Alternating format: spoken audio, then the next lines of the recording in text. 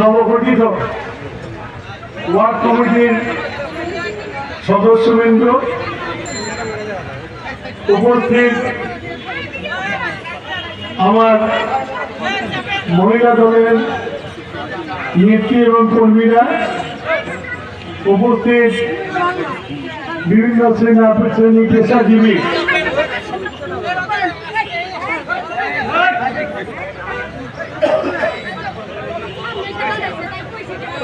বিভিন্ন সেনা পেশাজীবীর ভাইরা, ট্রাক শ্রমিক ভাইরা, অন্যান্য শ্রমিক ভাইরা, আসসালামু আলাইকুম। আজকে আসলে আমি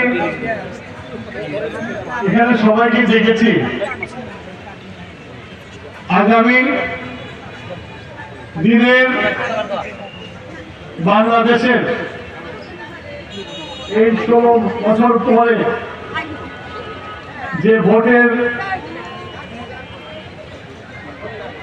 কথা আগামী ফেব্রুয়ারি মাসের মাঝামাঝিতে হবে, সেই ভোটে আমাদের যারা নবগঠিত কমিটির সদস্যরা হয়েছেন তাদেরকে এই ভোটে কিভাবে প্রস্তুতি নিতে হবে সেই জন্য আপনাদের অ্যাকচুয়ালি আমার ইচ্ছা ছিল যে ভাষণে মিলিটনে ডাকবো, কিন্তু আমার শহরের নেতৃবৃন্দ ঘরের মধ্যে রাজি ছিল না, সেই জন্য আমি রাজি হয়েছি যে বাইরে মিটিং করার জন্য।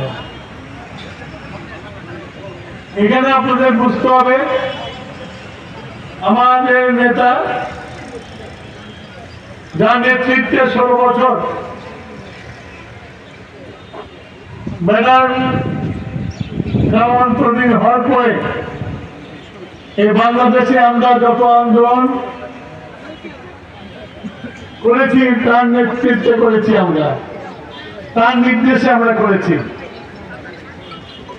এবং প্রতিটি আন্দোলনে বাংলাদেশের মানুষ রাজপথে এসেছে, রাজপথ থেকে পিছিয়ে চলে যায় নাই। বিশেষ করে সিরাজগঞ্জে বিএনপির নেতা কর্মী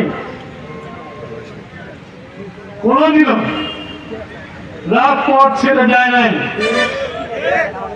বিএনপির কোন নেতা যারা আন্দোলনে ছিল, যারা আন্দোলন করত, তারা অন্য কোনো দিকে যায় নাই।